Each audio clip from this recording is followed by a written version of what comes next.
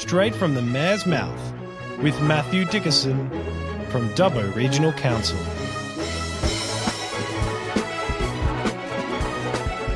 Hello everyone and welcome to Straight from the Mayor's Mouth.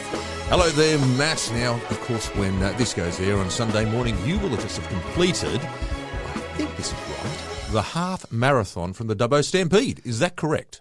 Well, it seems to be a bit of a common theme that we've done the last few weeks after City to Surf a couple of weeks ago and now the Stampede on this week. Yes, hopefully I'll have completed the half marathon. Hopefully by the time this goes live, I'm not still out there around Track O'Reilly running. Hopefully I've completed it in one piece, alive, everything working well. But it's just, again, a great event. It's not the same scale as City to Surf, obviously, but the Stampede has, I think, gained a fantastic reputation in the running community around the region. And people even love coming up from Sydney. Normally, I'll have a bit of a chat to a few random people at the end, just where have you come from? How did you hear about this? Just a few little things I'm just always interested to know. And typically, there'll be maybe in the vicinity of 3,000 there entered in it, and then all the people that are around that, so kids, partners, whatever it might be. But it's just a great atmosphere. And it's a great spot to run. When you think about the zoo for a start, and it will change away from the zoo because it's just getting to the stage where it's too hard to manage within the zoo confines. But the zoo for a start is fantastic. And then Track O'Reilly, that's a great spot to run. People absolutely. often comment about along the river, great paths, well-formed paths, not all concrete, some crushed granite, but really nice spot to run. And I must admit, when you're running, especially doing the half, I'm probably not going to be admiring the scenery that much. Well, I'm pretty impressed, mate. I'm telling you now, the fact that, as you say, a couple of weeks ago, we're sitting here talking about you doing the City to Surf. Now you are sitting here again. We're talking about doing a half marathon. Like, I saw you probably a month ago. I think you probably dropped about 5 kilos in that sort of time frame. So you're race ready, let me tell you. Not race ready. I'm far from race ready, and I'm not thinking I'm going to do a fantastic time or anything like that, but I just like participating in those things and being part of it. And it's also a way of just keeping yourself fit and healthy, just doing a bit of training. I just don't get the time. The frustration is I don't get the time to train the way I would like to be able to train for these events. So you just fit in whatever you can, whenever you can. But again, I just like to support these events. I think it's fantastic. Oh, it's wonderful. And also seeing all the volunteers out there. Yeah. Like, it's a massive operation, the Stampede. It's a huge operation. And of course, the fact that you see so many Stampedes committee members out there, but it's not just those guys. There's Rotary clubs, there's other groups, there's Girl Guides, there's lots and lots of different groups out there. There's people just put their hand up just to volunteer to be part of the day. So, Dubbo shines on days like the Dubbo Stampede, doesn't it? It does indeed. And you're right, they come along and approach the Rotary clubs and ask them. And I know in previous years, was one year I wasn't running for some reason. Maybe I was a bit sore and tired. Maybe I was injured, or maybe I just thought this is a silly idea. But they came and talked to our Rotary Club about doing something. So I ended up doing the lead riding for I'm sure it was the marathon. So they put a bike rider out the front just so as the winner, as the person who's in first place in the marathon, or I can't remember if it was the half of the marathon I did that year, but as we were riding along, it just basically clears a path for them, so you've got someone to go out in front, and also make sure that person who may well not be from Dubbo knows where to go the whole way, because they're focused on running, that's a good point. Not taking the right turn. So I've certainly done that as a volunteer, and I've certainly done one of the turns, one of the various spots on the path at one stage as a volunteer. So it's good to be on the volunteer side, good to be on the running side, just good to be involved in the event. Oh, it's good to see so many new people in town too. Like on Saturday morning down there at Parkrun, there was a lot of people there I do know, but I tell you what, this Saturday in particular, there was a lot of people there I didn't know. Obviously, they're here for the weekend, I suggest. They're probably just warming up for the Stampede, so it brings a lot of people to town as well. They're pretty keen if they're out there on the day before doing the 5Ks. I know. That's sort of, to me, as I was at 5Ks, I go, oh my God, I just sort of launch myself as fast as I can, and then I sort of fall over the line at the end there. But these guys are like rabbits. They're just unbelievable. So the other thing that I find interesting is you do see things a bit differently when you're walking or running an event.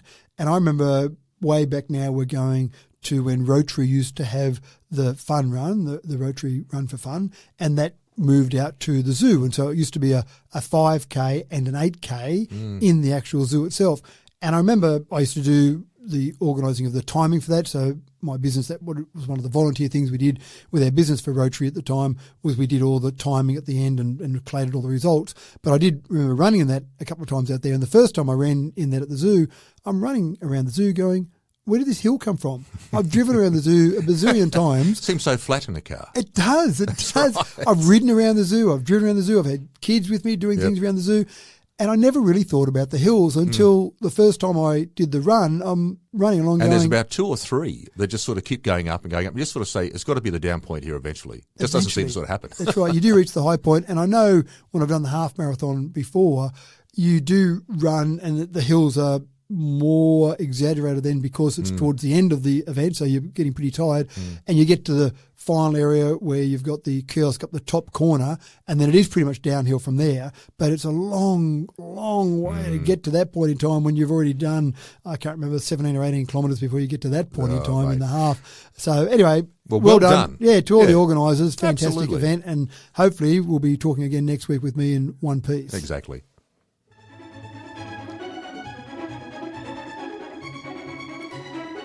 Now, I'm trying to think what day it was. It may be Wednesday, Thursday, maybe. Might have been Friday. I can't think what day was it during the week when I sitting there flicking through my Facebook posts and I happened to sort of see a certain mayor of Dubbo Regional Council getting accosted in his office and then doing the walk of shame down Macquarie Street in an orange suit up to Old Dubbo Gaol.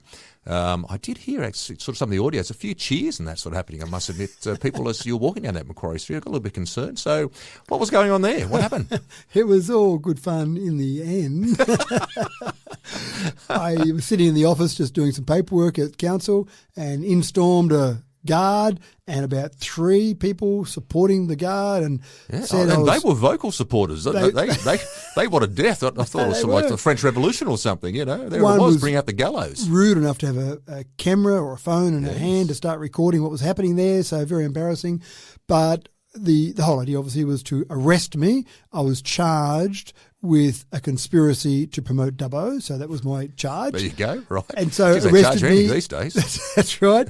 Arrested me, put the orange suit on me, put the handcuffs on, and then walked out of council. Real handcuffs? Put a whack. I didn't get time to have a close enough look, but when we got downstairs and started walking along Church Street towards Macquarie Street, then there was some real police. So this guard was just someone that was a normal dress-up guard from Old Dubbo Gaol, but then there were real police. And so I got handed over to a real policeman, and then he got out the real handcuffs and whacked them on me, put them behind my back. It looked pretty fair dinkum for what I saw in the video. And I did have a quick look at the real policeman, and I was quite happy to see that normally they have their taser on the front of their outfit, so it kind of stands out there, nice bright yellow taser, or I think it's yellow. And that's apparently a bit of a deterrent. And I looked there to see if there was a taser clipped on the front and went, well, that's good. At least it's not going to have the taser come out. He had his Magnum PI sort of gun sitting there ready to rock and roll. Well, that was on the hip, so I didn't want to give too much cheek there.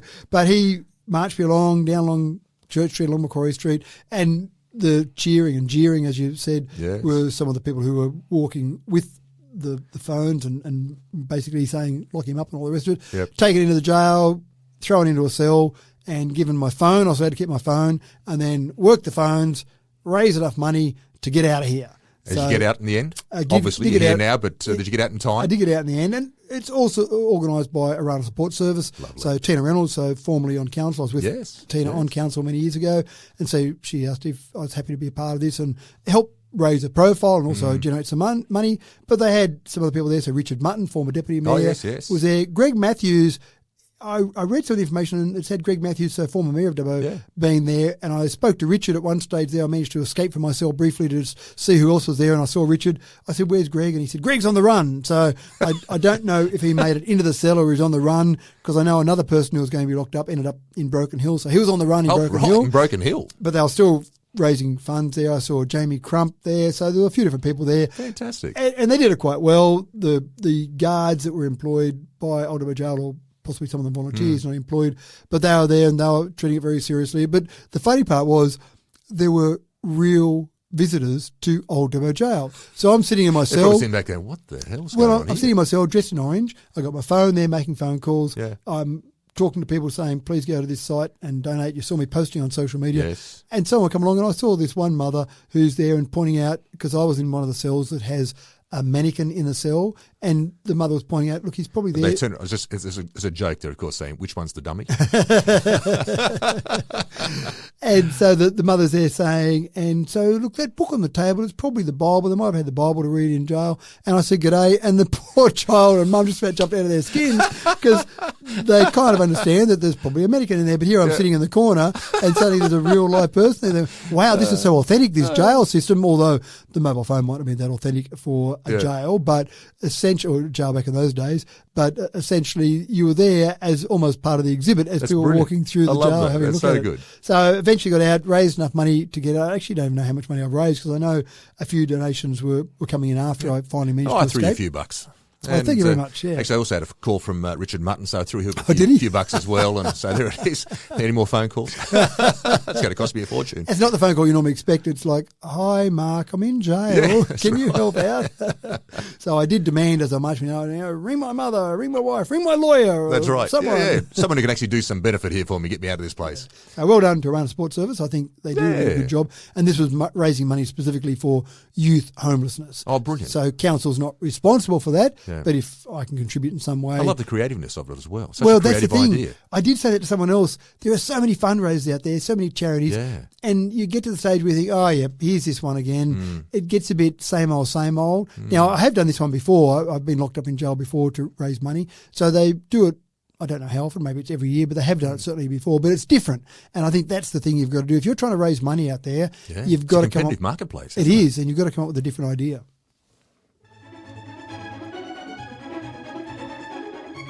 Here's a new one for me. I've got no idea who this group is, so I'm really looking forward to sort of, you can enlighten me, as they say. Because during the week, the INT College opened up a new building here in town. Now, from what I can gather, so looking through some of the notes here, they bring students in from Fiji. Two things of this sort of already sort of jumped to mind. Number one is I had no idea who INT are, and number two, I had no idea this group was even in town. So explore me more. Tell me more. Well, I'm a bit the same as you. You hope that I'm across everything that's happening in Dubbo, but there are so many things happening in Dubbo and Wellington that you can't be across absolutely everything. I had a phone call from a lady. She said, hi, I'm from INT College. We've got the opening of a new building next week or whatever it was. Can you come along and cut the ribbon? I said, sure thing, let me know when. And she gave me time. I said, look, sorry, I'm already booked in to do something else at that time. Have you got other time? Sure, we'll move it for you. Oh, that's very nice of them. So they moved it to a time that was available. And so that was fine. So I don't always know what I'm turning up to when I come along to cut a ribbon, open a new building, whatever it might be. So I've turned up there at time, a lot of time, and there's a crowd of probably 40 there. I went, wow, it's pretty impressive. And so we've gone in, we've sat down. No, sorry, we did the ribbon cutting first. So first of all, cut the ribbon on the doorway, so crowd of 40 or so, cut the ribbon, that's fine. And I started talking to one of the owners of the college to get some information, and I got a few bits, but then we sat down, so we want to do the formal part of the ceremony here, so we sat down, and out came 4 Fijian dancers dressed in the full skirts, the grass skirts, and all the paint makeup and all the face makeup, sorry. Yep. And they did some impressive Fijian dances, and then one of the owners spoke about different things, and then the Bollywood, they did some Bollywood dancing, which I don't know how that tied in with Fiji. There's quite a lot of Indians in Fiji.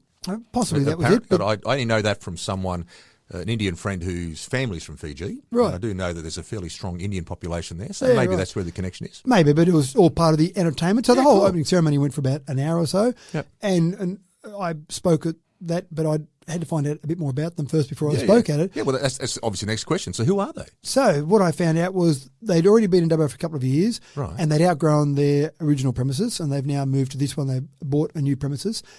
And what they do is they market their business in Fiji. Right. So you won't see any marketing for INT College around this area. They're not trying to attract customers, clients from here. They're focused solely on Fiji. Now, they'll take anyone from anywhere, but they're focused on their marketing in Fiji.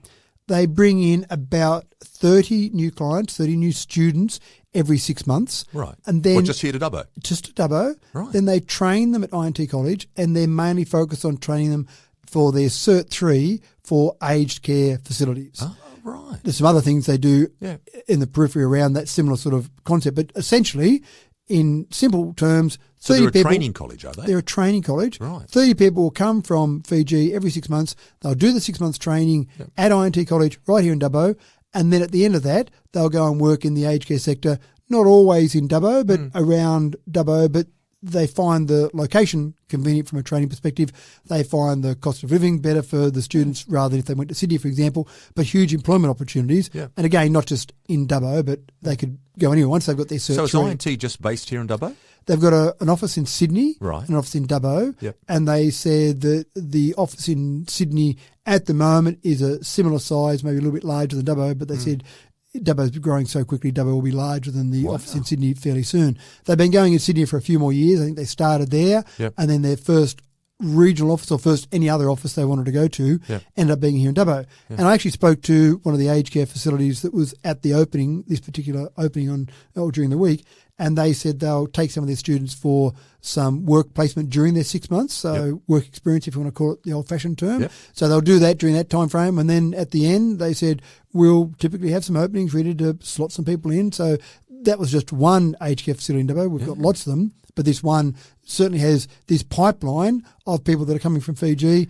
Now, I can't vouch for this part of it, but this particular aged care facility said that they find the nature of people from Fiji perfect for the aged care sector. absolutely. Very accommodating, very keen to please. So They're very gentle. Very in many gentle. ways. Not that they're focused just on Fijians, so there's not like they're saying we're only going to employ people from Fiji, but they do say that they find A that high respect for the elderly. exactly right. You know? So they were perfect. So here's this business that's been here for a couple of years, doing some great work, Yeah. getting people like marketing Dubbo effectively in Fiji, fantastic, and then bring people out and helping solve some of our employment problems. It just goes to show how big we are, that there's a business like this operating here in town. And people like you and me, I've lived here pretty much my whole life.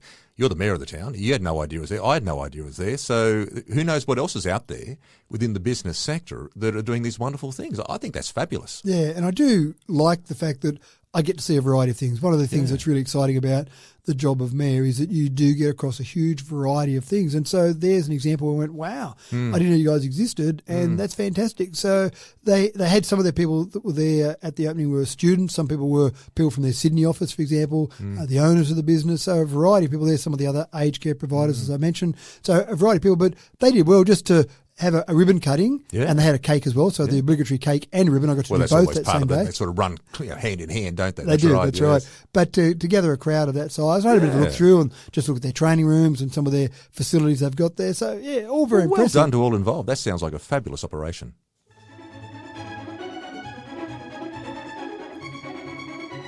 Now, speaking of a fabulous operation, the Dubbo Theatre, or the Dubbo Regional Theatre.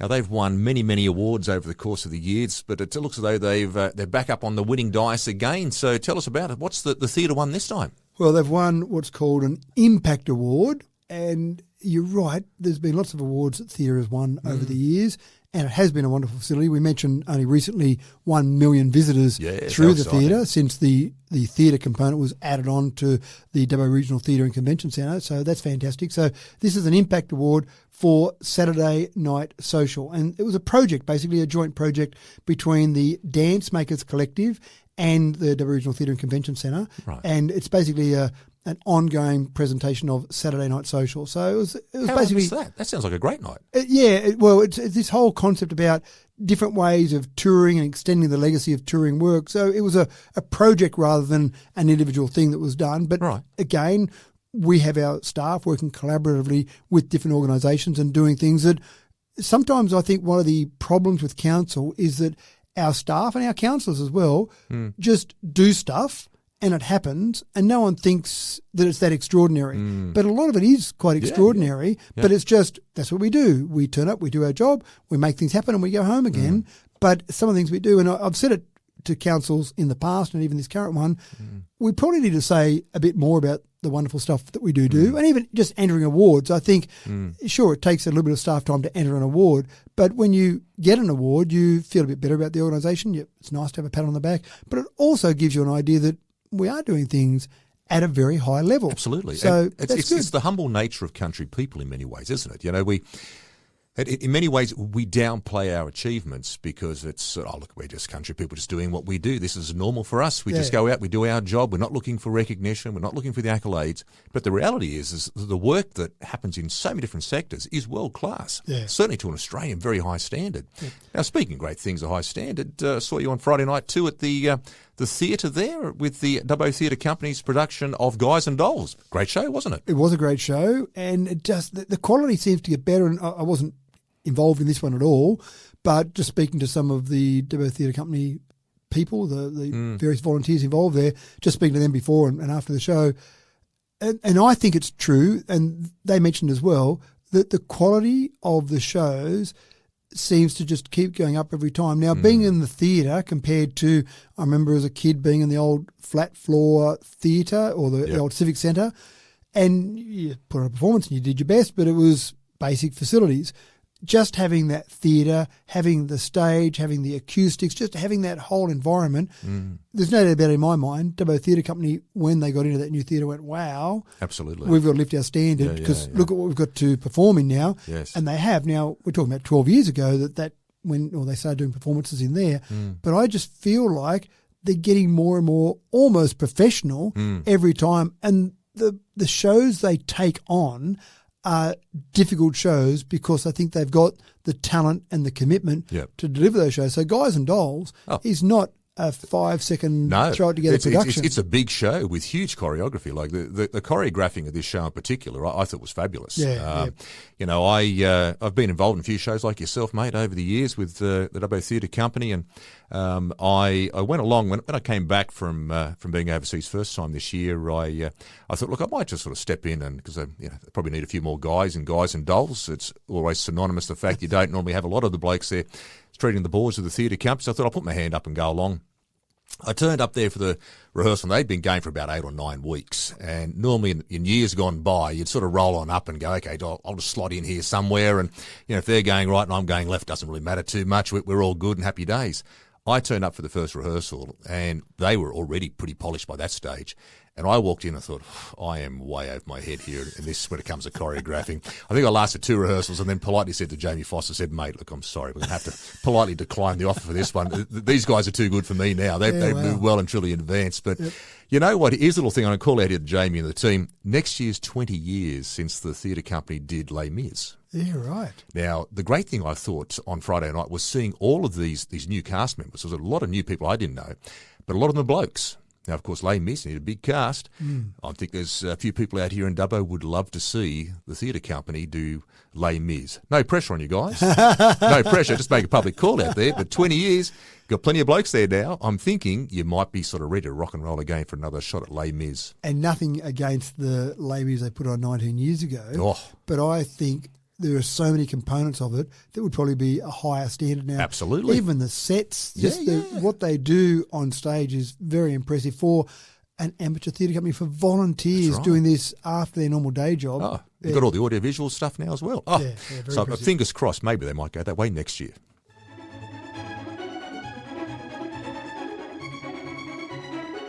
Now, speaking about the fact you get out and about and do a few different sort of things, always love these little moments, and I think it's such an important role for people like yourself there, Matt, to get out and do this sort of stuff.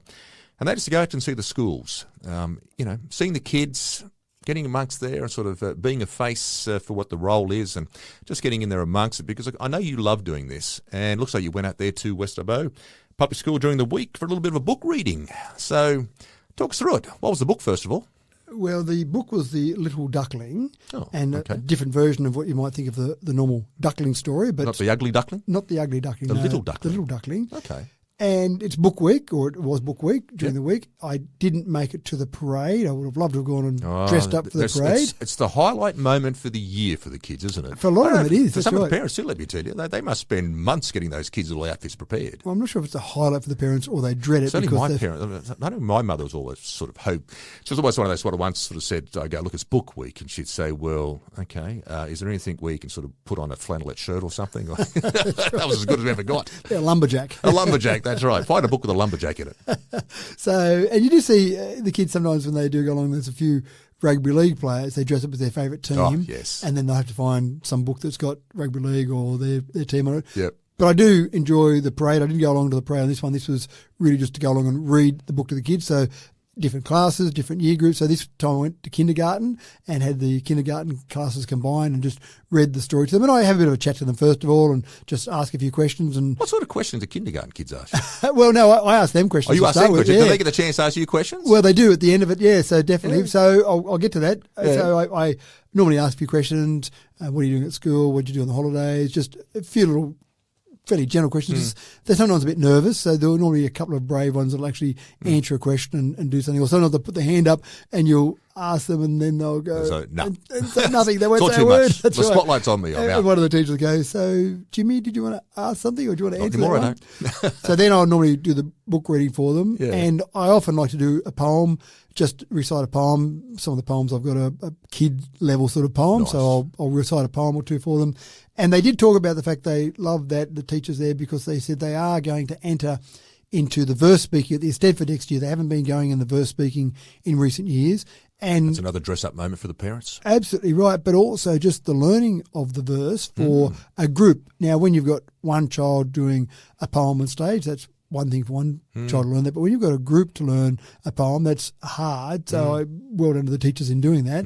So did You're that. talking about the whole group as opposed to individuals here. Yeah, okay. Indeed, they're doing the Yes. group verse speaking. They said next year. So that is a challenge. They said if I'm still mayor next year, they might come along and get me to come and just do some hints about poetry. Yeah, The rest of it. nice. And then I normally say, have you got any questions? Now, I didn't get it this time, but most times, most schools say, or most kids will say, how much do you get paid? That's Is that right? It's a standard question, isn't it's almost a it? standard Funny, even question. at that age, at 5 years of age, that the money factor comes in on it. There it is. Well, How much you get paid. I do wonder, though, how much of the questioning comes from their parents. So, in other words, Yeah, yeah. when they say how much you get paid, I figure that someone in kindergarten probably isn't that focused. Money is not a logical concept to them in terms of how you get it, how you spend it, save it, budget, all the rest of it. But at some stage, maybe their parents sitting around the kitchen table said, oh, well, the mayor gets paid too much or not enough or whatever. And so that might be on their That mind. $5 million he gets every year, yeah. What's That's right. happening on there? Absolutely. And the equivalent of the White House here. That's in right, Dubbo. absolutely. So they didn't ask that one this time. Do they say, look, you remind me of my grandfather. How old are you?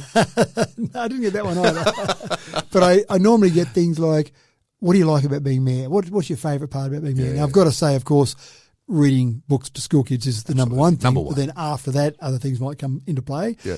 They sometimes ask what you do. What does the mayor do? Yeah, yeah. And I refer back to one of my children, Julia, did a school project one stage when they had to do a PowerPoint or a presentation or something about what their parents did. And my daughter did a PowerPoint presentation that had about 70 photos of me cutting a ribbon or cutting a cake.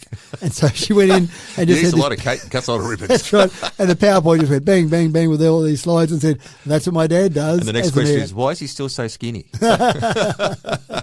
So they certainly want to know about what you did. And then I did actually prompt a little bit, did give them a bit of a hint, and just talked about council and talked about, do you know what council does? And they had a few guesses about what council's involved with. And it's tough for anyone to know about the three different levels of government and what they do. yep. But certainly some of the kids said Geez, you could ask that question to half a Dubbo population. I reckon they might just give you a struggle with that answer. it is a struggle because It there are so really many is. things that cross Absolutely, over. yeah, yeah. But the kids want to know about the school, what I was doing about the school, different things in the playground. And so, again, explain about the fact that the state government is responsible largely for the public education system. So, no, council's not involved in that. But even just going through, and so giving them a bit of an overview, you turn the tap in the morning, the water that comes out, that was council that did that. When you flush the toilet and it goes away somewhere, you don't care where, but council's responsible for that. Well, the kids go, That's right. The bins. It just went through some of those things Yep. and gave them a bit more of an understanding about that. So it's good fun. The teachers appreciate the fact that you're taking time out of your day to go along there. And I think the teachers probably sometimes have the best questions in terms of when you ask at the end, when the kids aren't coming forward with some questions, the teachers are keen to learn something a bit more about council. Absolutely. So anyway, I enjoy it. Book week again, good chance for kids to get out there and read books. Are they all reading on some sort of electronic devices now? I don't know. There still seem to be physical books in the classroom. So whether that's still in the classroom, but maybe people out in the real world are using electronic devices, I'm not sure. But well, I love the fact you're still out there, mate, reading little books of little kids. It's fantastic. Well done.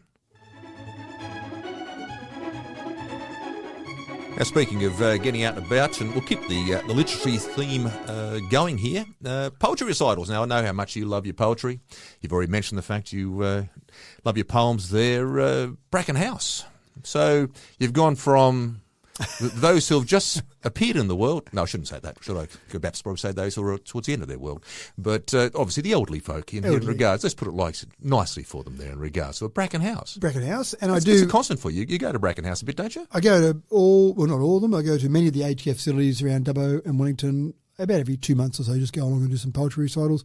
Once upon a time, back many years ago, I used to do them all monthly, but it just got to the stage I just could not get the time to get them all in. And maybe when I was doing the monthly, I was only doing 1 or 2 of them, but now I seem to be doing 4 or 5 of them, so it's a bit harder. So I do it every second month now. Yeah. And it's a good chance to go along. And I do just do poetry. I probably know an hour's worth of poetry off the top of my head, so I normally just go on and do some of those poems, ask them for any new ones I can learn before the next time I come back. But typically people want to have a couple of council questions thrown in there as well. Yeah. And there'll always be someone in there who I'm meant to know. There'll be someone in the audience who will say, do you know who I am? Which is a tough question because you go, absolutely. Just remind me again. I'm just your first name. The connection is. Yeah, that's right. So often there'll be parents of someone I went to school with, parents of a friend of mine. Sometimes there'll be someone who was friends with my mum, not so much my dad. My dad was born in 1918, so not many of Dad's friends are left now, but Mum was a bit younger. Mum was born in 1929 and she's no longer with us, but certainly there are people that know or knew my mum, and so they'll want to ask about that.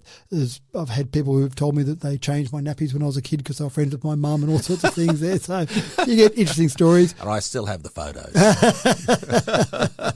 And again, it's just a chance to connect with people, a chance to just talk to people about what's important to them. And they're at a different stage of their life, as you've correctly said, and they're probably not out in the community using all of our resources to the same level as maybe they did. But we also owe a great debt to these people who have contributed to our community. Whatever they did in our community, that's right. They've done something. They've contributed in some way. In many ways too, Matt, I think going along and speaking to our elderly residents there at a place like Bracken House, it also gives them the chance, I think, to share their story with you. Yeah, yep. Because, for some of them, that they've got family and that probably turn up regularly, but sadly for so many, they don't. And so to have someone like yourself turn up there, to do the poetry recital, to sit down and have a cup of tea with them and to ask the questions which are still important to them, they still want to know about what's going on, but to share their stories. It's a beautiful thing to do. And I had one other gentleman at another aged care facility a few months ago where he couldn't come out of his room, he was bedridden, and he'd had some incident happened where he had to stay in his bed. But after I finished the poetry, one of the employees said, look, could you just come along and see this gentleman? He actually loves poetry. He knows some poems. He just wants to recite a poem to you. Oh, and so I went in the room and he was in his bed there and, g'day, how you going? He said, look, this is my favourite poem. And he did the poetry recital. He did it quite well.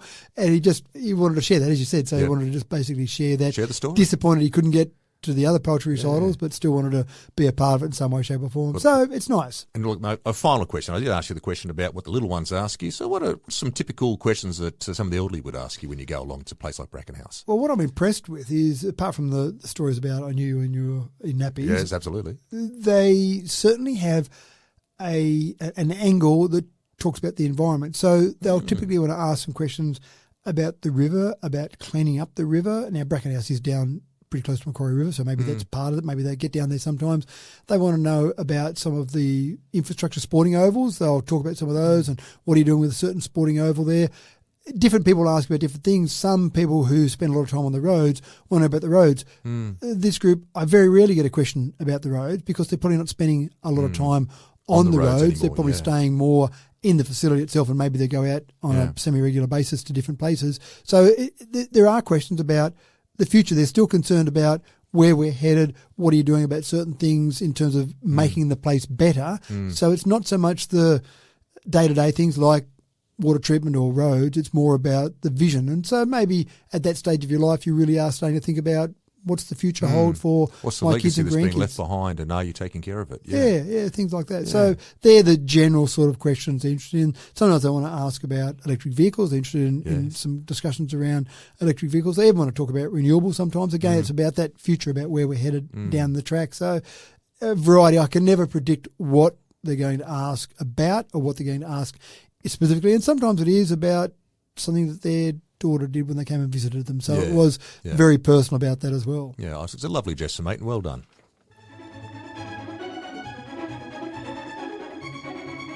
Now, we spent a bit of time last week talking about this group, Rex, and we made a fair bit of talk on point of view of the discussion about how they've gone into administration and what that actually means for Dubbo Regional Council and how that has impacted Dubbo Regional Council. But it appears as though maybe that there needs to be some clarifying of this. So I'll just throw this over to you here.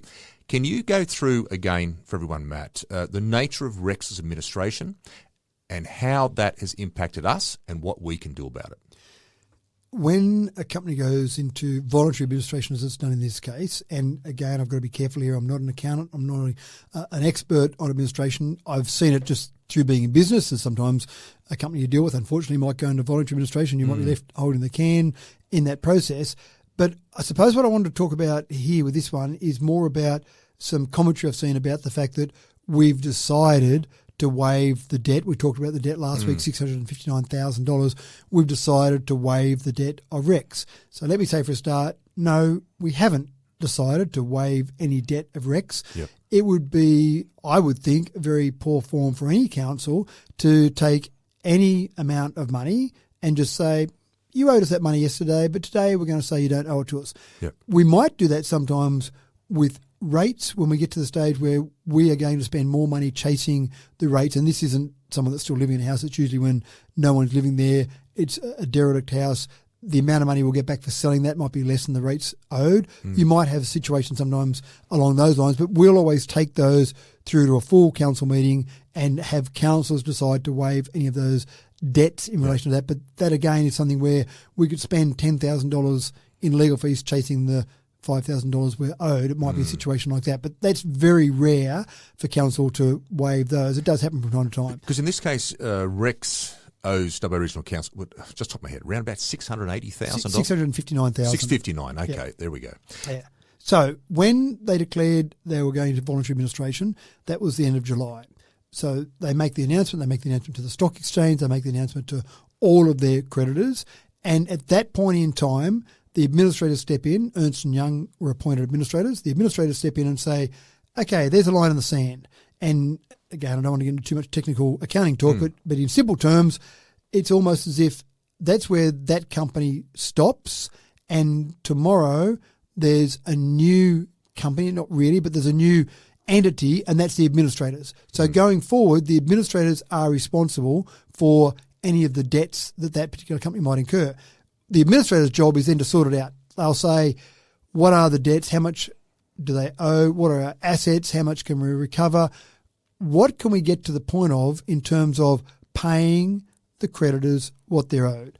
Now, in this scenario, we are just an unsecured creditor. So we don't get to say... Like so many others, because I think it was $600 million across the board, wasn't it? There's a couple of numbers I've heard thrown around, but it's up close enough to $600 million. So our $659,000 was a part of $600 million that Rex and the various Rex companies owed to their various creditors. Now, they've got assets. They've got money in the bank. They've got planes they owe. So there are assets that that company owns. So they might owe $600 million, but they might... Some companies might owe $600 million, but might have $2 billion in assets. That's probably not the end of the world. But if you owe $600 million and you've got $100 million in assets, that's probably a bad thing. What the administrator's job to do is, first of all, to sort out the future of the company and also to see how much they can recover from that company to pay those various creditors. So many times you see with the company going to administration that at the end of it all, the administrators are finished and they make an announcement. They say, okay, here we go. We're going to pay everyone 5 cents in the dollar or 10 cents in the dollar, whatever it might be. It might be nothing. There might be no money left whatsoever sitting there for that company to go and pay out. We don't have any choice in any of that. No, you have no power over that. We have no power. The administrators take over, and when they go through and sort out the finances for Rex and sort out what's actually available, they'll make an announcement and they'll say, of the $600 million, for example, of the unsecured creditors, we're going to pay 10%. So $659,000, we might get paid $65,000. But we're not waiving the debt. That debt still sits there and only will be finalised when the administrators are finalising it. Now, the administrators have said that they're doing their best to either sell this or continue to trade as a going concern. And so from the day after the administration, the administrators, we're still charging the passenger fees, security fees to the administrators, and they've got a process where they have to guarantee that income. So we know we're safe going forward while the administrators are in control. And some people have said, well, why are you still letting them fly? Why, when they owe that money, didn't you stop that and say, that's it, you're not paying that bill? I'm going to say no more flying until you pay that bill. Well, there's a few problems with that. The first thing is that you can't have preferred creditors. So if, for example, we said to Rex, you're only going to be able to keep flying to airport going forward if you pay that last debt, pay us all $659,000, and they do that, and then as the administrators are going through the process, they can look at that and they can say, this was a preferred payment to a creditor. We're going to pull that money back from that creditor and it goes back into the pool, and you might have got your 100% for whatever reason, and we'll pull that back into the pool, and now we'll go through the unsecured creditors and you just get paid your 10%. Right, because it's an interesting point, because there has been certainly some commentary around the whole idea of why can't council set up maybe a payback scheme whereby Rex over the course of the next few years has to pay back the $659,000 at a whatever sort of nominated figure. But what you're saying here, that would fall under a preferred creditor scheme if we set that up. Only if you did it for one and not others. So if they had a scheme, let's say they came up with that, and I've seen companies that have traded through administration, and I've seen where they've done that, where they said, we've got to put a line in the sand, but we've got some direction going forward, we reorganise, do whatever we're doing to do it, and we'll pay back your money over the next 2 years. We have some sort of agreement in place where you do that, but you do that for all creditors. You don't say, Dubbo Regional Council will look after you and everyone else, sorry, we're paying you 10 cents in the dollar, but Dubbo Regional Council will pay you all of it over the next year. Whatever the administrators come up with would have to be across the board. Again, this is all about unsecured creditors, not secured creditors. Secured creditors have some type of physical asset typically over which the company that's giving them money, like a bank, for example. I was trying to skirt around it, but basically it's typically a bank that says, I've got an asset there that I've got a security hold over, and in doing that, if something happens, well, I can take that asset. So I suppose the other problem with that would be maybe the fact that there's an assumption there that Rex will continue to trade. There is an assumption they'll continue to trade in some form, which I hope is true, and that's the administrator's job. The administrator doesn't want to close down the company and say, that's it, it's all washed up now. We still want Rex. There's 41 regional ports that Rex services. We still, as a nation, we still want Rex. So their job is to see if they can get them to trade through it, or to sell it as an ongoing concern, or another airline take them over, whatever. That's their first job. They want to make sure that this company comes through it in some form. It might be different. We've already heard they've stopped their Brisbane to Melbourne, for example, going from Sydney to Melbourne. Those capital city to capital city routes have certainly been changed and basically stopped, essentially. They haven't really been changed, they've just been canned, because that seemed to be where they were bleeding the most, and some of the staff layoffs have been around those particular areas. But again, they want the regional routes to keep going. So that's the first problem. If we just said, sorry, you can't fly anymore until you pay us the money, you can't be a preferred creditor. The second option, or the second problem with that, is that we still want Rex servicing Dubbo. They flew maybe 55,000 passengers last year. I don't know that Qantas could handle that many extra passengers overnight. I don't know that another airline is going to step in because of the slots problem we've spoken about before. And ultimately, plus, if Rex falls over in that situation and it just leaves with Qantas, you've got a monopoly rather than a duopoly. So there goes your competition. There goes your competition. So there's a whole range of reasons we want Rex to still be there. Making some sort of thing where we say, sorry, Rex, you can't use our airport anymore until you pay that money back, just means that they wouldn't fly, and maybe at some stage in time in the future we let them fly again. But the other thing is, which sounds a bit counterintuitive, we'd be missing out on income. So if we said, you're not flying anymore, Rex, that's it, end of story, well, the income we would normally get from Rex passengers, we wouldn't be getting that going forward. So at least we're still getting money going forward with the administrators. Can I say then in regards to that, so just to help clarify another little point, let's say, hypothetically speaking, the administrators turn around and say, you're going to get 10% back of the $660,000 owed, $559 or $659. You're going to get 10% of that back. Okay. Can we then go back to the administrators? Because, of course, now we're dealing with the administrators and not with Rex. Can we go back to them and say, that's fine, but we still want a payment scheme set up in place so that, Rex still has to pay that money back, or else they can't fly again?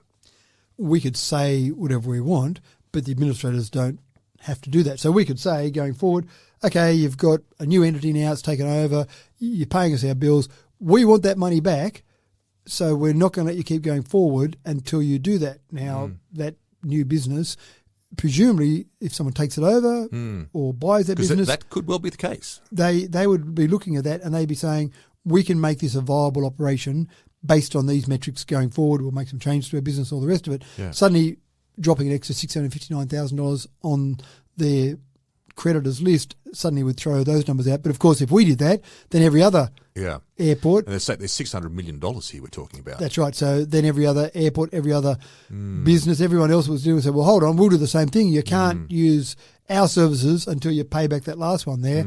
The problem here is that the process with administration is really a chance to draw a line in the sand and say, that was the past, now we're going forward, and they do seem to be almost two separate equations. Is there anything from a tax perspective, I don't know how it works with local council, that in writing off a figure like that, do we get any tax advantage over that? Yeah, we don't pay tax, so... Okay, fair enough. I thought I'd ask the question anyway. And you're right, it's not brilliant for a business that writes off something, but if a normal business that was owed money does write off, then that can actually reduce their taxable income. Yeah. Again, I feel like I'm giving accounting advice. No, but it's fairly basic knowledge, that though. I was thinking if council has that same capacity. Yeah, so we don't have to pay tax as such, so it's not that same issue. And it's not great. Even if I was a business, I'd still prefer to be paid the money by the company and pay tax on that income rather than say, oh, good, I reduced my tax a little bit.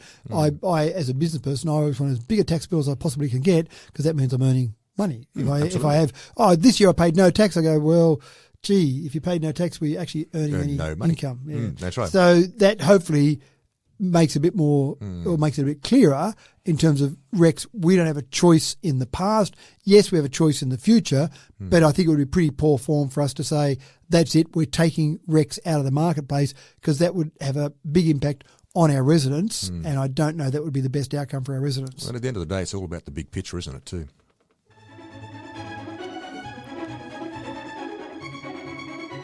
A little one to discuss here, Matt.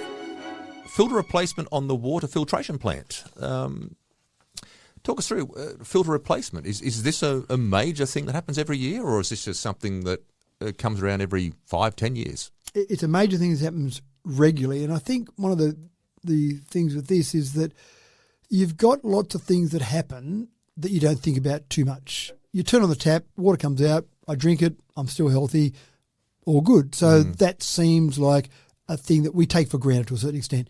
You put the bin out on whatever day your week is to put your bin out, it gets picked up. Someone did that. Christmas Day, someone did that. Just throughout the year, things happen.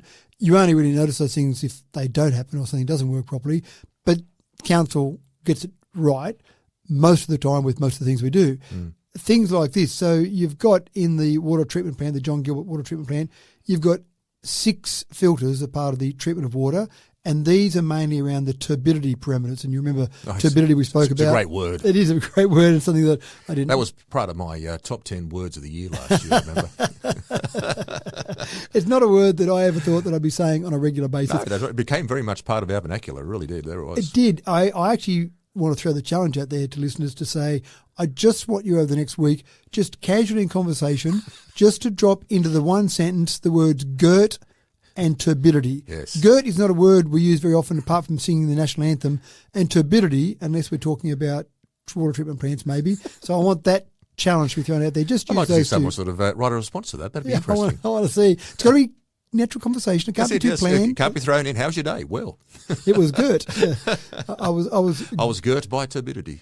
Well, there you go. So basically, these filters are the things that try and reduce turbidity, and we know that within turbidity you get things like cryptosporidium potentially. So that's where turbidity is a bit of a measure of that. So you're not necessarily testing for crypto, but if you have water that's below that 0.5 turbidity, then we're not going to see any crypto in there because it's going to make it more turbid. So we've got these filters. Of those 6 filters, filters 5 and 6 were refurbed in 2019. Filters 3 and 4 were refurbed in 2023, and it's up to filters 1 and 2, their turn to be basically refurbed now. Okay. So that's happening as we speak. That's a project that's ongoing right at the moment. So it's like part of the maintenance routine, is it? Part of the ongoing maintenance, but it's part of the ongoing maintenance that's expensive. $710,000 Ooh, is this little project Okay. to do this particular one. Yeah, right. And we do them in winter because we can treat less water, or we need to treat less water in winter because obviously the water demands aren't as high. Because effectively you're taking part of the water treatment plant out of action while you're replacing the filters. I suppose the reason I wanted to mention this was really just to talk about the fact that things happen. Sitting there in the background, things are ticking away. We're making sure things are correct, making sure water's correct, Australian drinking water standards, all the rest of it, the water guidelines. So we're doing all of that, but you might see some activity down at the water treatment plant. You might see things happening there and wondering what's going on.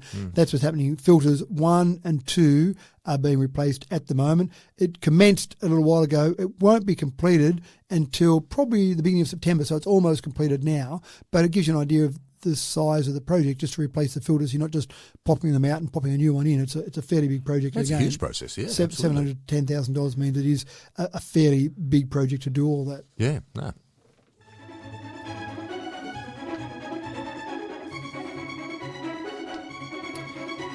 Right, well, we're getting towards the end of this council's term. We've talked about this in recent weeks in regards to the fact that it's 14th of September, there'll be the votes will come in for the new council. Right now, though, as from the point of view of council, you're in what's referred to as caretaker mode. It's a nice little sort of turn of phrase, a caretaker mode. So what does that mean? You just sort of turn up and just have a cup of tea when you go to the meetings or whatever, or are you actually doing something still? Like, what is caretaker mode? And that's what I wanted to talk about. People are a bit confused sometimes. They see councillors out at an event, they see the mayor out at an event. Councillors are at the Wellington markets on Saturday morning just talking to a few different people there. And so we're still councillors. I'm still the mayor. And all the normal rules apply about being a councillor, being the mayor in terms of decision making, in terms of things, with a couple of minor exceptions.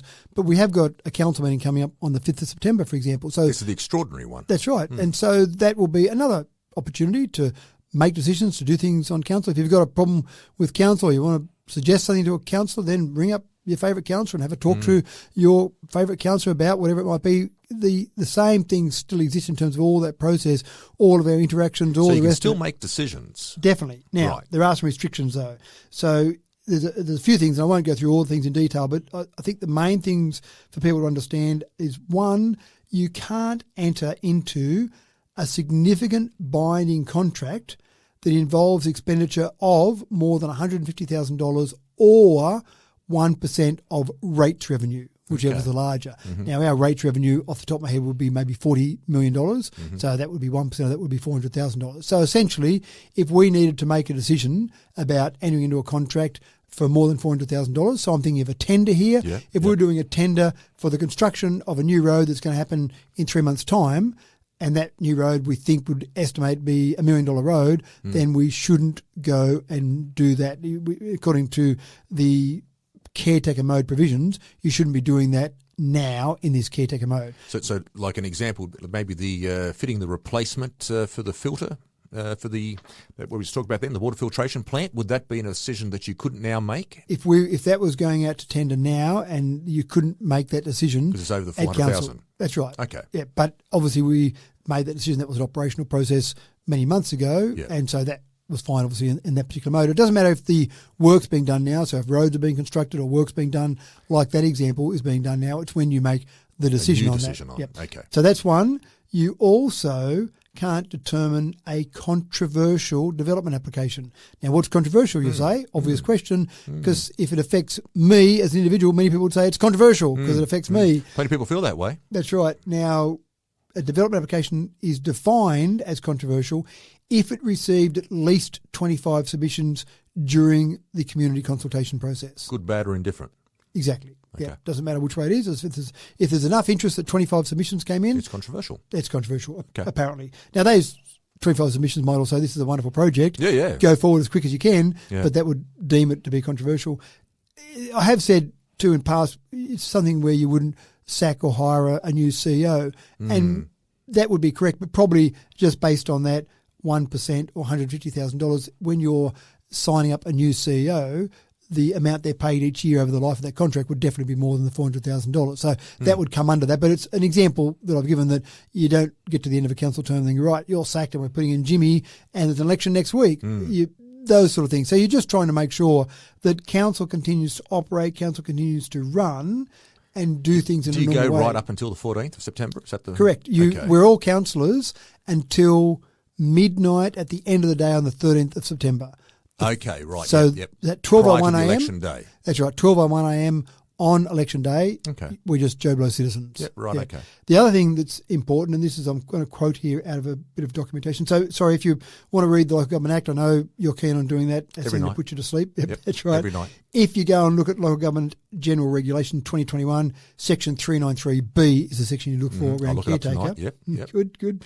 I thought you'd just get straight out of this podcast and go and do it. Well, not wait for tonight. I've got a few other jobs to do first, but I will get to it, I promise. The other part that's important is that councils, and I'm quoting here, councils, councillors and council staff should avoid using council resources in ways that are or could be perceived to be influencing voters in the lead up to an election. So, for example, this means don't use council facilities, staff or communication channels specifically for campaign purposes, and certainly nothing that was introduced just before an election. So a couple of examples. Would this podcast, would that constitute as that? If I got on here and said, vote this way, make sure you do this when you're voting, and basically use this as a platform, absolutely right. Yeah, right, okay. Using this to keep informing the community as we've done for the last about 97 weeks. Yeah, I know. Then that's fine, because we're doing what we've always done and not using it as a platform. One of the really simple and obvious examples I thought of is if, for example,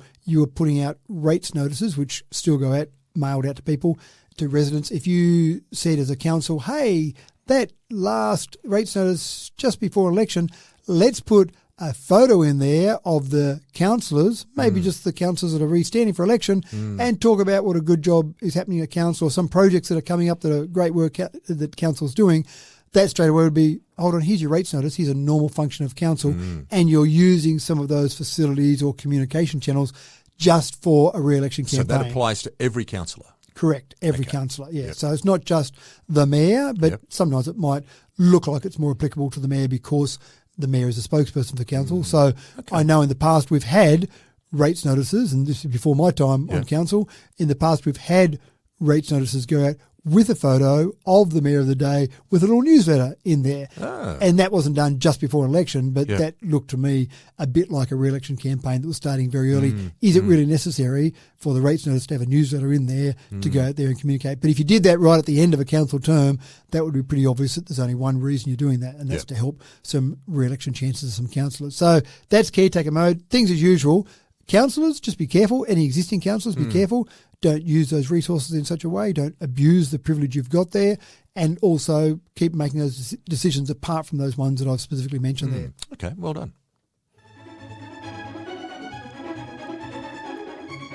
Upcoming events this week. You've got a few little things coming up this week, Matt. Let's go through a few of them.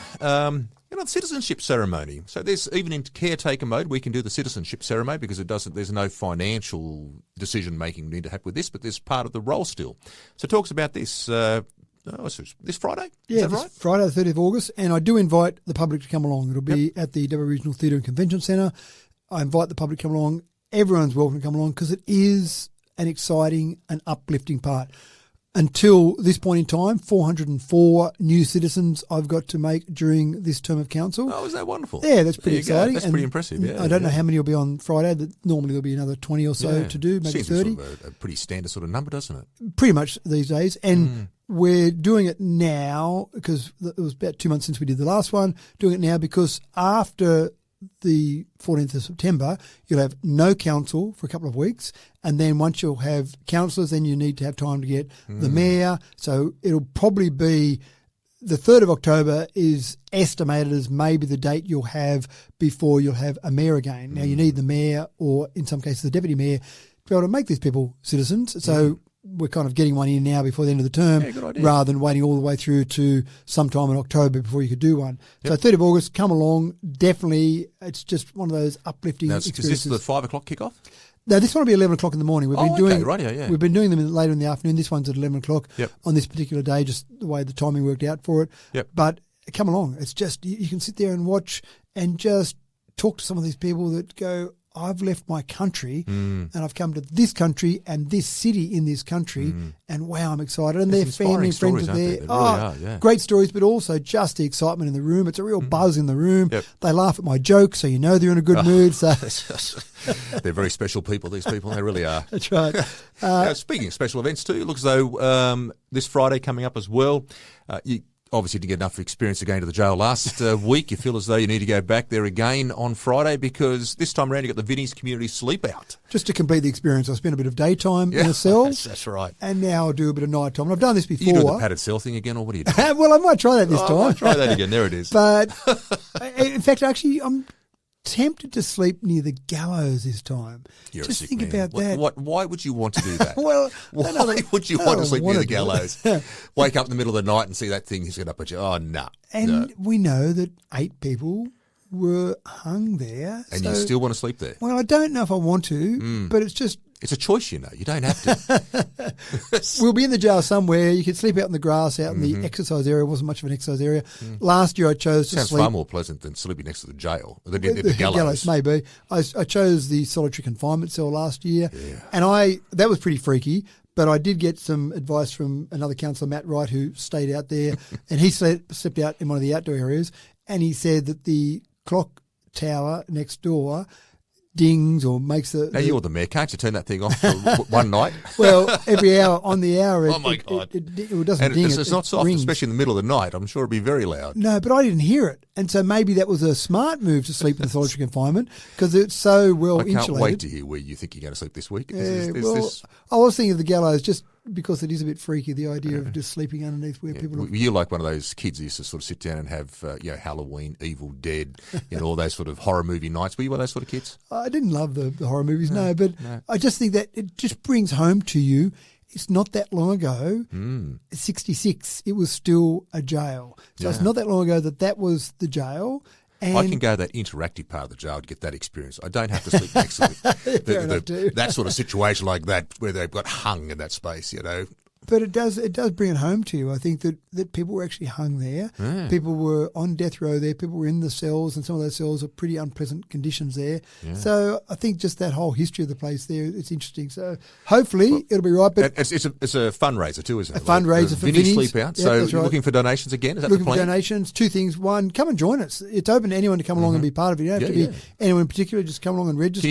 Do you have to sleep there? Can you go along just for a couple of hours and then you say, listen, I know it's a sleep out, but my bed does beckon right now? I think if you signed up to be part of the sleep out and you didn't sleep there, you're a wuss.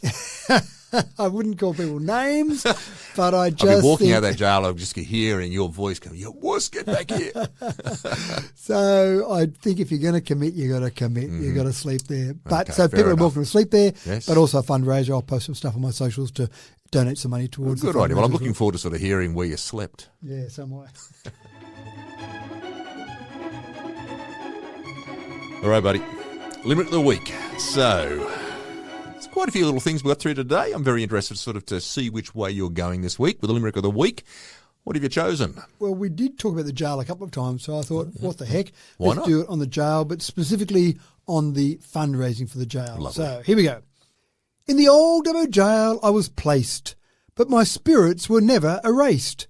With a laugh and a cheer, I made it quite clear that for charity no time would I waste.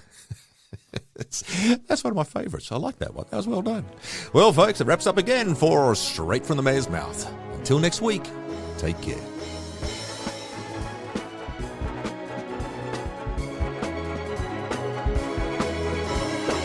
Straight from the Mayor's Mouth with Matthew Dickerson from Dubbo Regional Council.